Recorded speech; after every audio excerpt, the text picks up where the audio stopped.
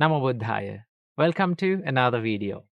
Now, you probably heard about this Buddhist statement and Buddhist saying that says, nothing is permanent in this life and everything is subjected to change. Now, this is one of the core and main teachings in Buddhism, and in Pali language, we call it Anicca. Anicca can be literally translated as impermanence or subjecting for something to be changed. Okay. So, what did really Buddha taught about anicca or impermanence? Let's take a look at it. Now, when we talk about impermanence, now everything that is around us, that we can see, that we can hear, that we can feel, has one nature in common, and that is it is subjected to change. That is one nature that is shared with all the things that are around us. Okay, from the smallest atom to the biggest thing in this world, everything is subjected to change and everything is ever changing. There is nothing stable in life. Now, normally when we look at, now it seems like very easily recognizable phenomenon and a process, but let's say like this, for an example. Now, there's a cup here, all right? Now, if I ask from you, how does this cup become impermanence? How do you answer? Or then you can say, oh, this falls down. When it shatters, it becomes impermanent, okay?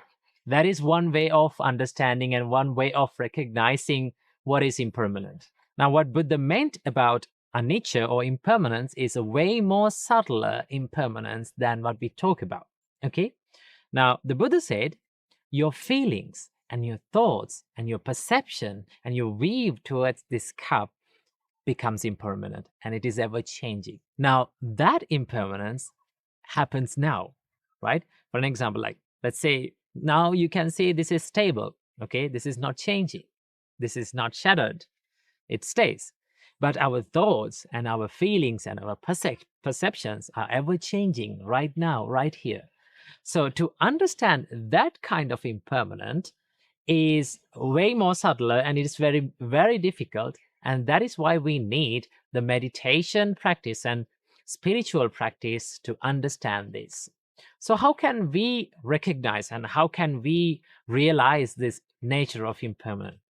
Now, the Buddha said the first step is to slow down and to be calm. The Buddha said you cannot comprehend and you cannot realize this kind of impermanence through a distracted mind.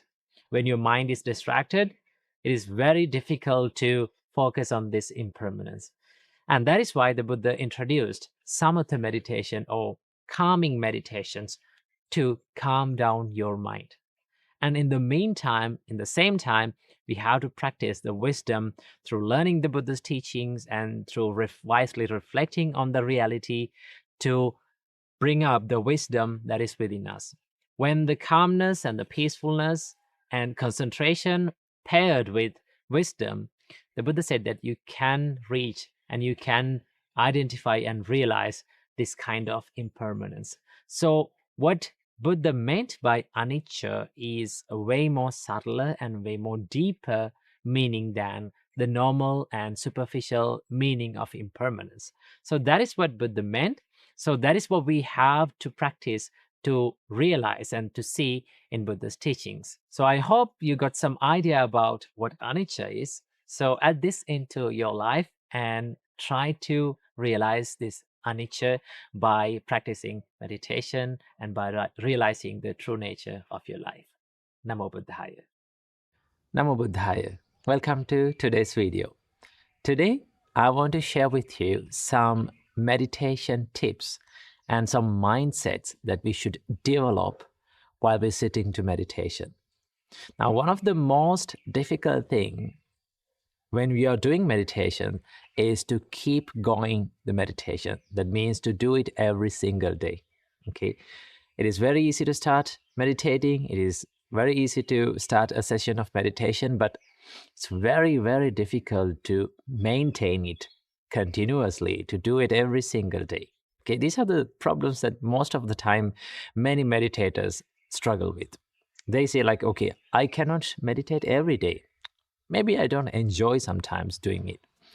So there are some mindsets that you should practice and you should develop before sitting to the meditation to keep it going. So from this video, we are going to discuss about it. So without any further ado, let's dive in. The first mindset that you should develop when sitting to the meditation is to have less expectations.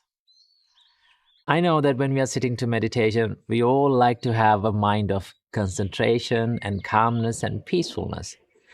But it does not come overnight. It does not come in one practice or one take.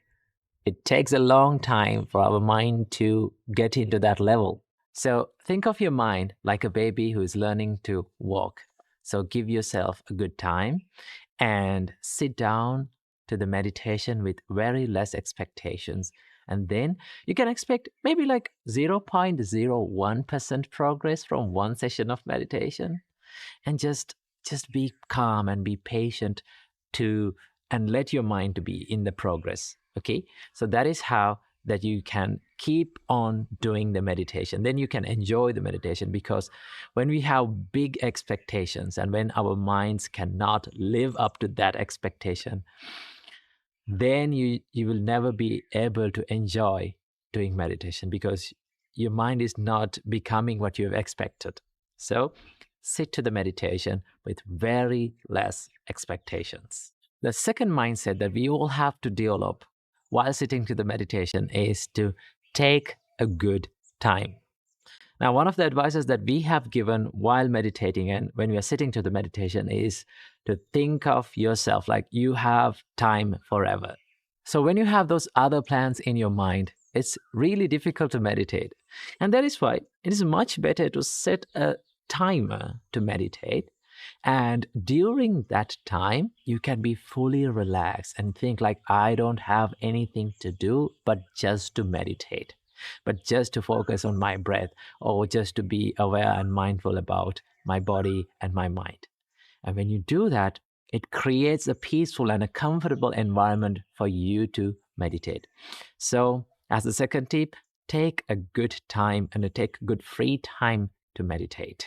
The third mindset that we have to develop is to let it come and let it go. Now, what do you mean by this? Now, sometimes when we meditate, it is not always possible to be concentrated and to be focused. Sometimes your mind becomes distracted by some other thoughts. But I would say, as long as you're mindful and if you're aware of your thoughts, let it come, okay? And observe it. Don't go behind it. Don't try to chase behind it. Just observe that it is a thought. Observe and identify it as a thought, and then just let it go, okay? It's something like this. It's not as easy as you think, but if you keep on doing it and if you try to do it, you will be good at it. It is something like this. It's like you're watching a traffic pass by, okay? You're sitting beside the road and you're watching a traffic pass by. There are vehicles and there are vans and bicycles and buses you pass by. You are not trying to stop these vehicles. You're not trying to chase behind these vehicles. Just you sit by the road and just watch it, okay? So we don't want to force our mind, or we don't want to force our thoughts to stop it or do anything kind of like that. The best thing is to observe it, okay? Let it come and observe and identify it as just it is a thought and let it pass away, okay? When you do that, it's very easy for you to keep on doing meditation, because sometimes when distracting thoughts or distracting sounds and like people, when you hear certain sounds and thoughts, when you feel those things, you try to fight with it, okay? You try to struggle with it and you think, oh, this is a distraction, okay? As long as you focus on the distraction and as long as you focus and you think like it is a trouble, it will always be a trouble. So that is why you should let your distracting thoughts come and identify it. Don't be panicked, just let it go, okay? That is one way to be, and that is one way to practice meditation very peacefully and happily. And last but not least, the final practice and final mindset that we have to maintain during meditation is to be gentle with yourself. Like I said before, think yourself like a little babies. When we all step into meditation, we all are like babies. little babies who are learning how to walk. Okay, so think of a baby. We are not forcing the baby to walk. Okay, we're not forcing him, or we are not telling him to walk by force. Just we let them to walk. Okay, we take a good time and we be gentle with them. Okay, we guide them, but we let them walk, not we force them walk. Okay, so it is much better to be gentle with yourself. Sometimes you may not feel or you may not see any progress while doing meditation, but as long as you keep on doing it, as long as you enjoy doing it every day, trust me, it will make a big progress in your life. So be gentle with yourself while meditating. So these are few mindsets and few things that we all have to develop while doing meditations. So add these mindsets to your meditation and enjoy a happy and a peaceful meditation. Namo Buddhaya. Namo Buddhaya. Welcome to today's video. Today, I want to share with you how can we deal with accusations in life. Now, there are two types of accusations. The first one is the true accusation, and the second one is the false accusation. Now, no matter how good we are, no matter how better in life we are, mistakes can happen and people can accuse us. So how can we deal with this?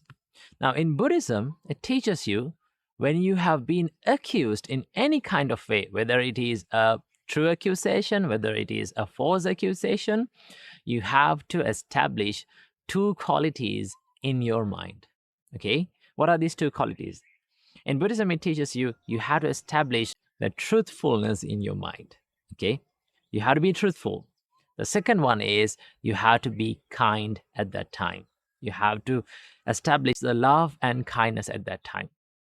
Now, why should we practice and why should we establish these two qualities? Most of the time, when we have been falsely accused, okay, when we have been falsely accused, one of the things that we lose is our kindness and our patience. We become panicked and we try to prove ourselves that we are not wrong, we are right, and we use anger and we use that rudeness to prove ourselves that we are right.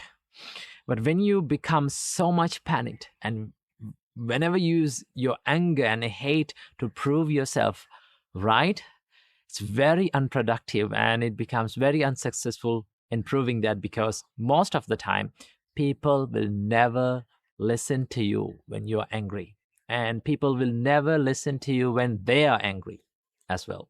So that is why in Buddhism it teaches you, first thing, that one of the best things that you can do is to be kind and to be patient when you are being accused. And the second quality is to establish your mind in truthfulness. Now, what do you mean by that? Let's say you've been accused for a mistake that you have done. Okay. Sometimes we don't like to accept that we have done a mistake. Okay. So at that time we lie and we say like, no, we didn't do that. I didn't do that. But in Buddhism, it teaches you, if you have done a mistake, just accept it and make it correct. Try to correct yourself. Okay.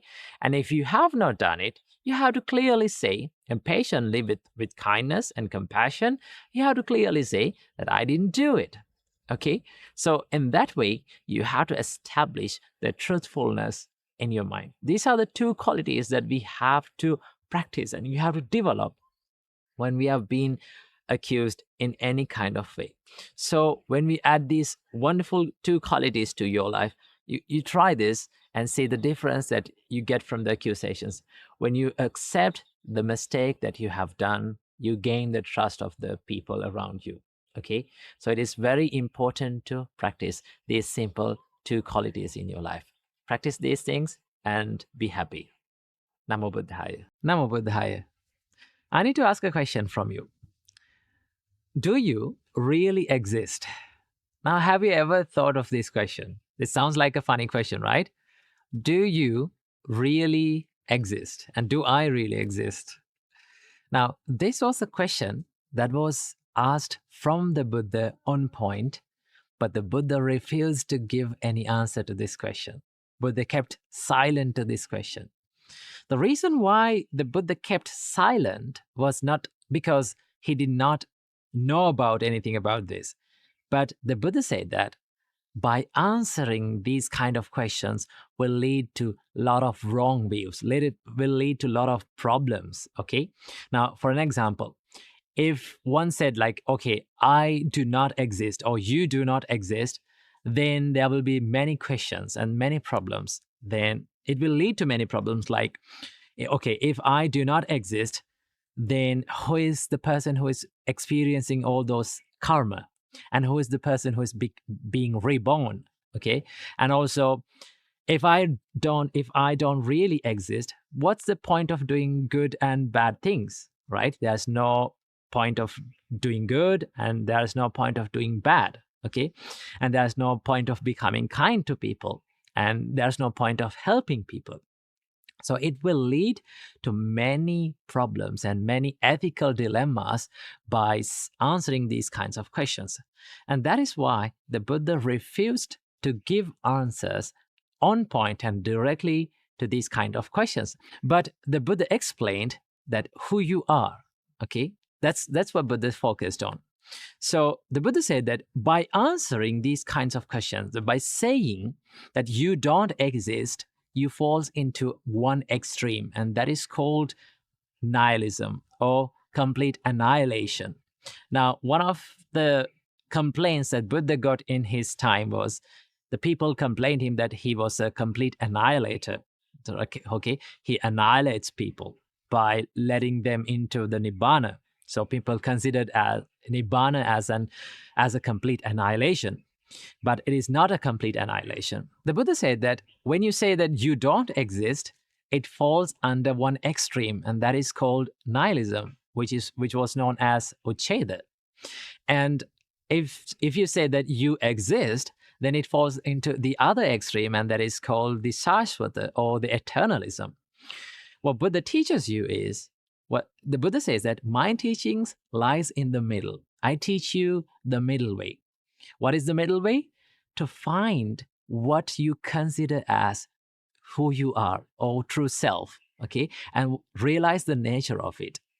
The Buddha did not say that you don't exist. The Buddha did not say that you exist. The Buddha said what one consider as self or I is subjected to change. Right? Now, what we consider as we consider as I is our eyes, our ears, our nose, our tongue, our body, and our mind. Okay, this is whom we call I. And also, what are the things that we consider as ours? The things that we see, the things that we hear, the things that we smell, and the things that we taste, and the things that we physically feel, and the things that we think. So all those things together we called as I or my things, okay, myself. So the Buddha said, just take a look to these things, what you call self, and understand that all the things that you consider as yourself is subjected to change. It is ever changing. For an example, our eyes and our ears, nose, tongue, body, mind is ever changing, right? What we see in this world, what we experience in this world is subjected to change. Right here, right now, it is changing. So the Buddha said, what you consider as I or myself or mine is subjected to change. Then the Buddha said, if something is subjected to change, and that is suffering, okay, that leads to suffering. For an example, let's say we are having a good time and we are having good experiences and good feelings and happy feelings. So what we like to do, we like for them to be permanent. Okay, we like to feel good forever, but it is subjected to change. Okay, it is changing, and when it is changing, we suffer. And let's say we are having a bad experience or difficult experience, then with what we think is, okay, this pain, this suffering is going to last forever, but it is also subjected to change. So that is why the Buddha said, what you consider as you is subjected to change. And if something is subjected to change, it is suffering.